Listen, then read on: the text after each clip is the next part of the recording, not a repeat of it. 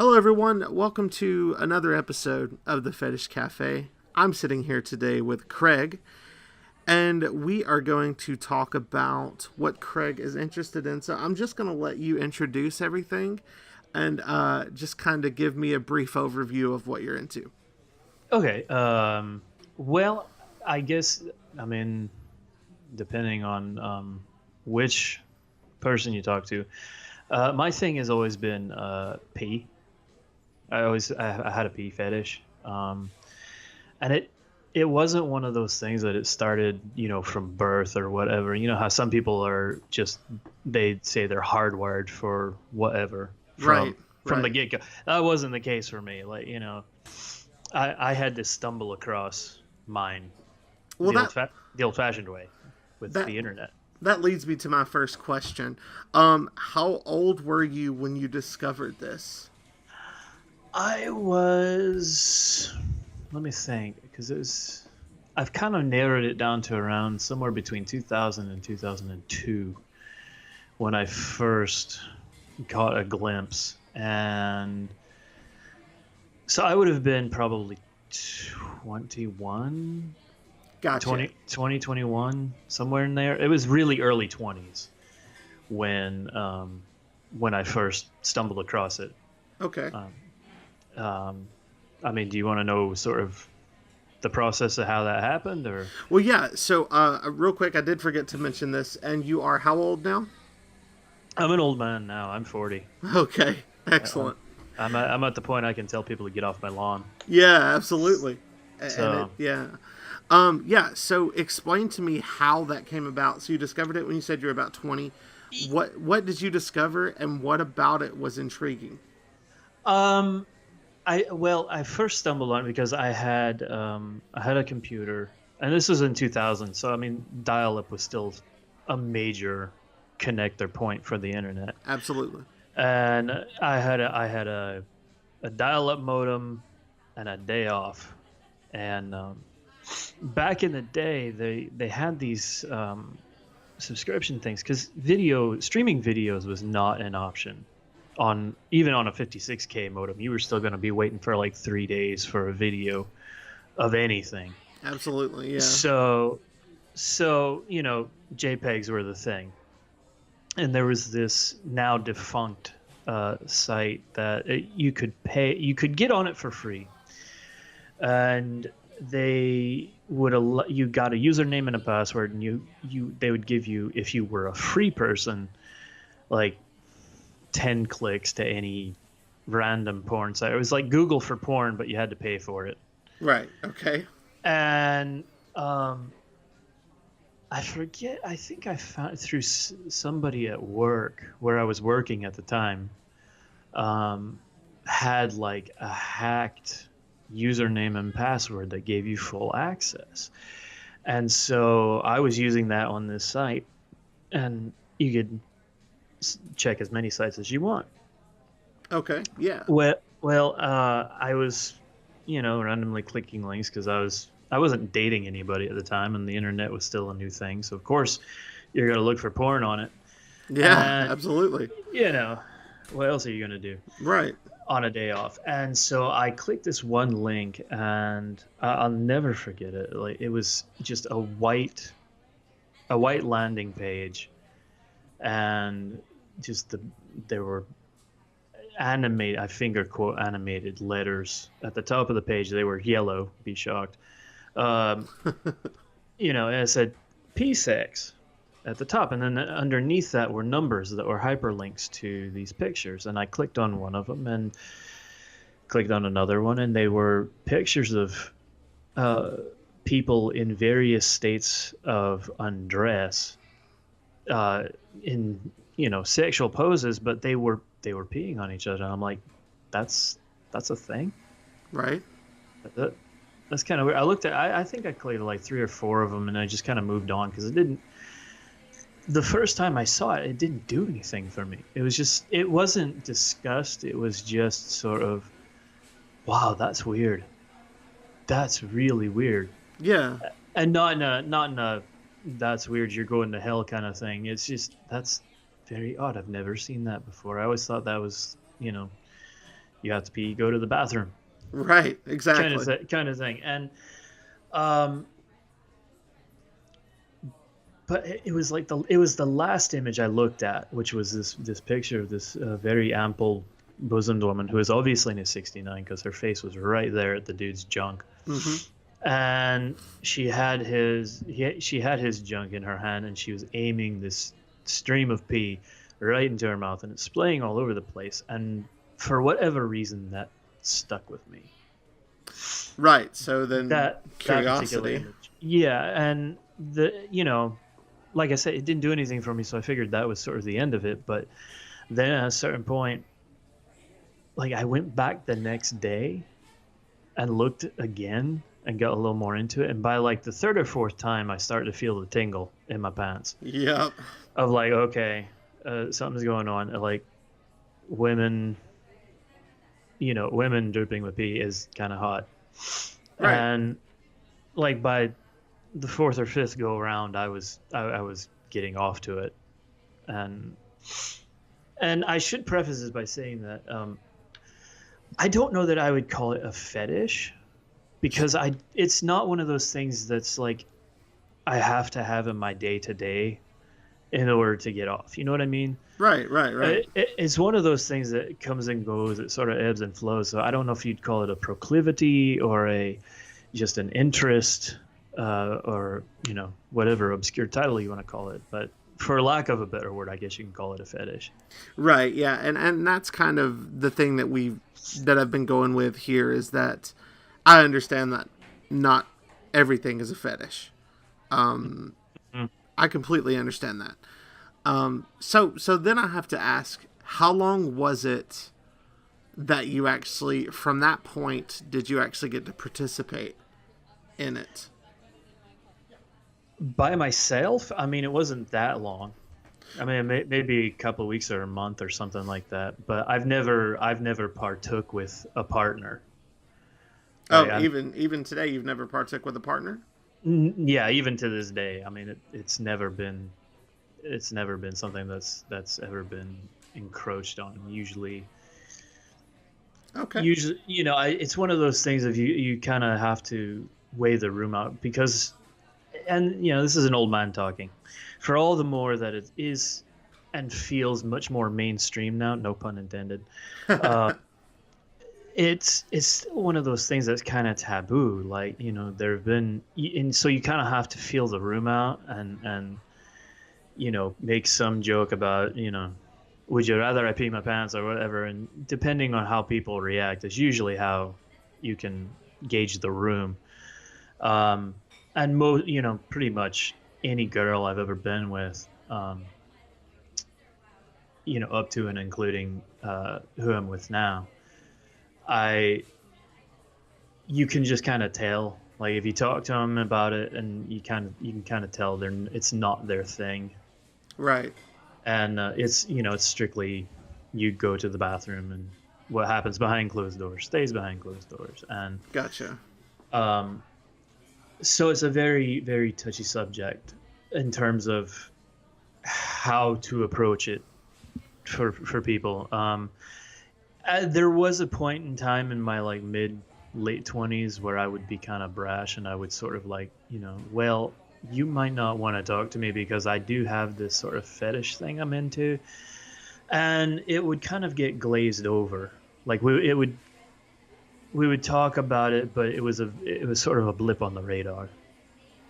See, that's something that I went through as well. And that's, I am kind of sad that so you said have you spoken with your current partner about it? No, and I haven't had to, because like I said, you kind of hint around at things. Right. Sort of, and I guess there's sort of a line there where like I can, if she's too far away from the bathroom door, she leaves it open, and I see her going, if I see her peeing, it's not a big deal, but it's not anything that, she's not sitting there going, come watch, Right.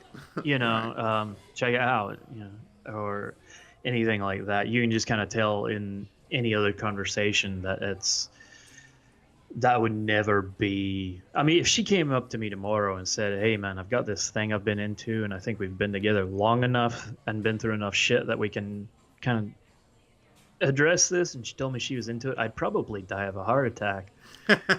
Just because it's like, are you fucking kidding me? Like now you bring it up? Right. Well, 6, 7 years in, and it's like, really? Okay.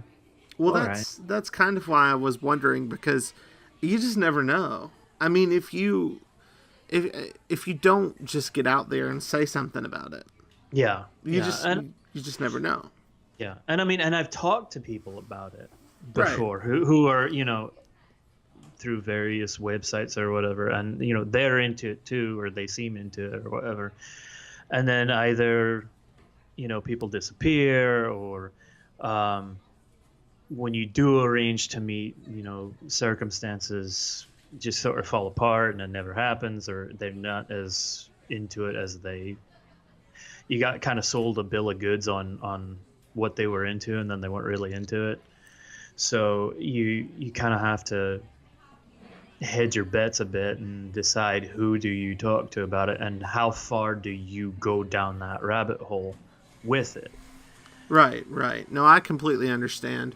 I definitely am in.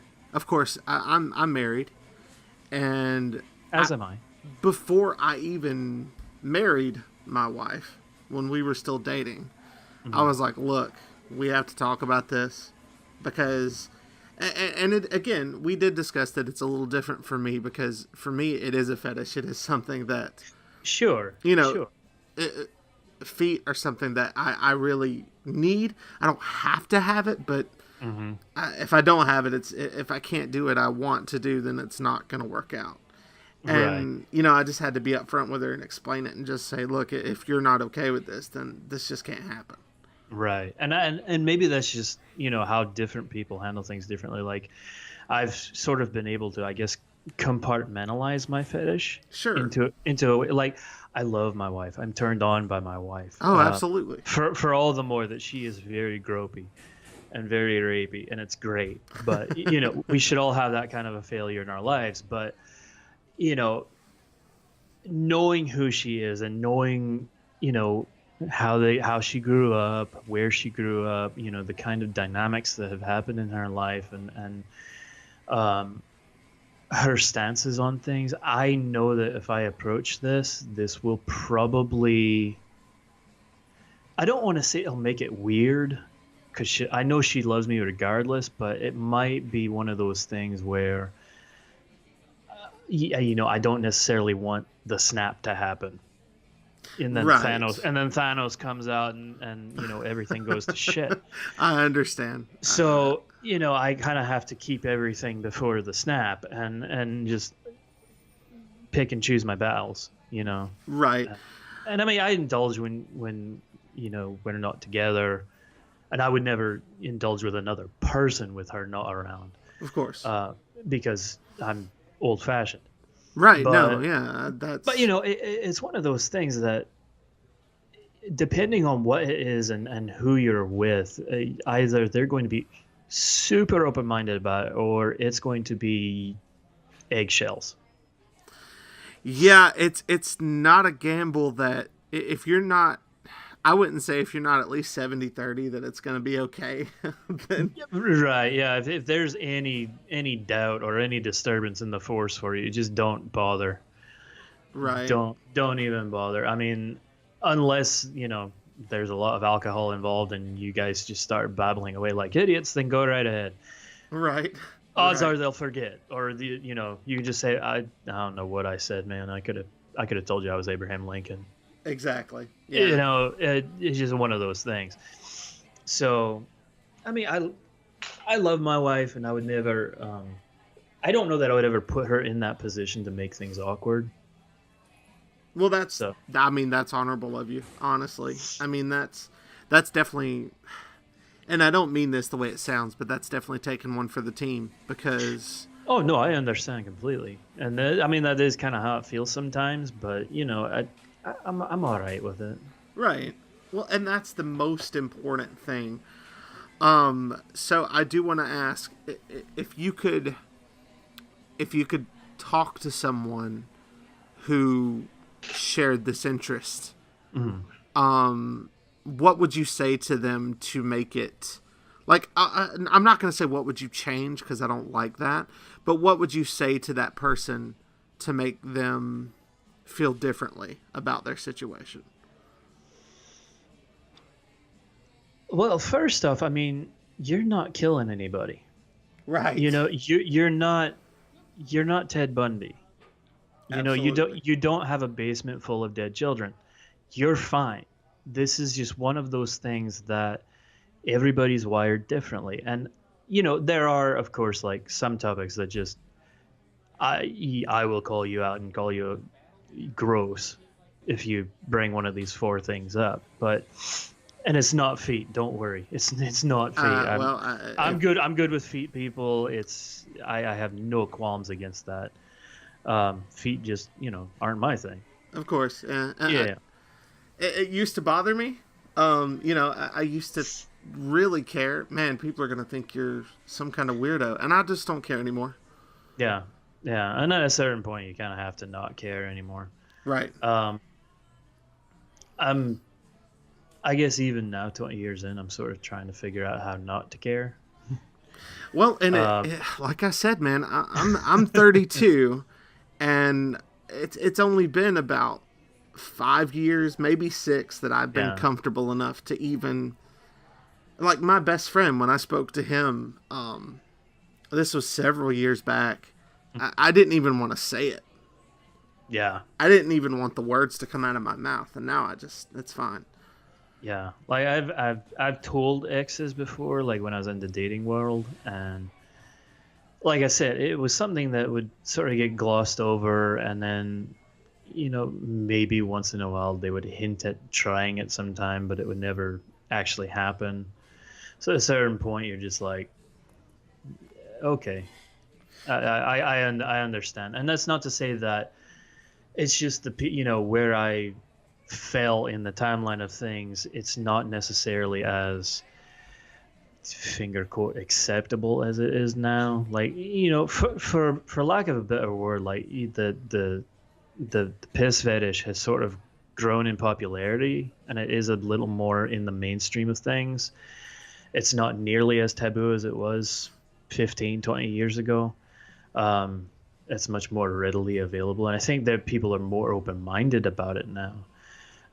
It's just I never found those people who were necessarily as open-minded, or if I did, it was there were either distance issues or it just would never come to fruition because of timing or whatever. So I mean, if I had to tell anybody anything about it, I'd be like, don't sweat it. Be honest about it at a certain point if you feel comfortable doing that. If you don't feel comfortable, don't talk about it. And Right. it's not, and I don't want you to like hide it and stress about it and be like, oh my God, I have this thing that's weighing me down, and I'm bothered by it. And um, don't ever let anything bring you down about it. It's just a part of who you are. And like I say, you're not hurting anybody. You're not killing anybody. You're not, um, you're not harming any children or animals or anything like that.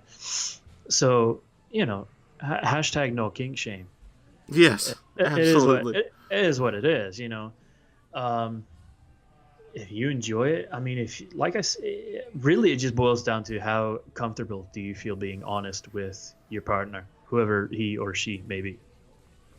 Wow. I mean, that's the best advice you could give in the situation, and definitely what I want this show to be about. So I've kind of gone off base with my questions here, and I do apologize. Oh no, it's But I feel like I'm rounding the corner on this thing. Do you have any final thoughts? um, I don't. I mean, other than in my case, it's better to be pissed on than pissed off. Um, you know, uh, other than that, I don't. I think I've kind of said it. Just don't stress it. Understood. It's such a small part of your life, and there's a lot of life to live. So if you feel like it's becoming such a large part of your life where it's like taking over your ability to function at work or whatever, then you probably need to take a step back.